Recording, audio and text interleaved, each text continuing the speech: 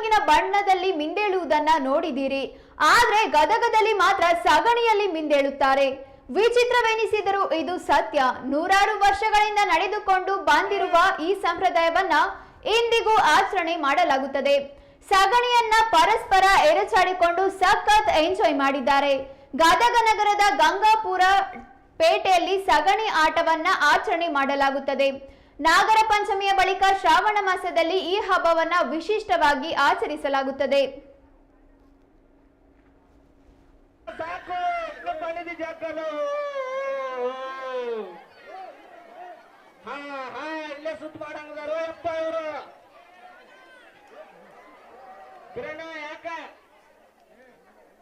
ಅಣ್ಣಾರ ಸುನಿಲ್ ಅಣ್ಣಾರಲ್ಲಿ ಮ್ಯಾಗ ನಿಂತಾರ್ರಿ, ಯಾರೊಬ್ರು ಬಂದು ಎತ್ತ ಕೊಡುವ ಕಡ್ಡಿಲ್ರಿ. ಎಲ್ಲಾರು ತಾಕುಂದ್ರಿ.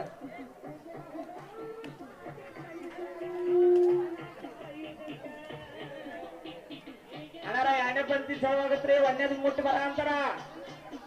ಯಾರು ಸಿಡ್ಬೇಕಂತ ಬೇಜಾರ್ ಮಾಡ್ಕೋಬೇಡ್ರಿ. ಇದು ಅಮೃತ ಅಮೃತ, ಪ್ರತಿ ವರ್ಷಕ್ಕೊಮ್ಮೆ ಸಿಗೋದು.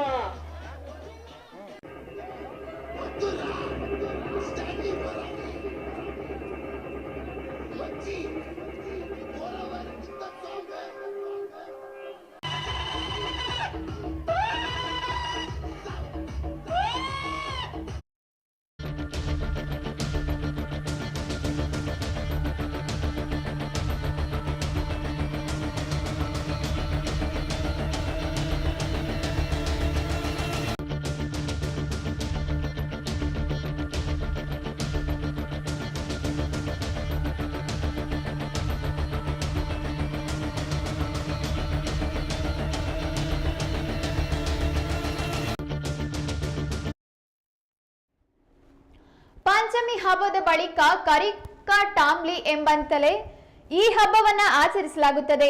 ಹಬ್ಬದ ಪ್ರಯುಕ್ತ ಯುವಕರು ಸಗಣಿ ಎರಚಾಡಿಕೊಂಡರು. ಸಂಜೆ ವೇಳೆ ಗಂಗಾಪುರ ಪೇಟೆಯಲ್ಲಿರುವ ದೇವಸ್ಥಾನದ ಮುಂದೆ ನೂರಾರು ಜನ ಜಮಾಯಿಸುತ್ತಾರೆ.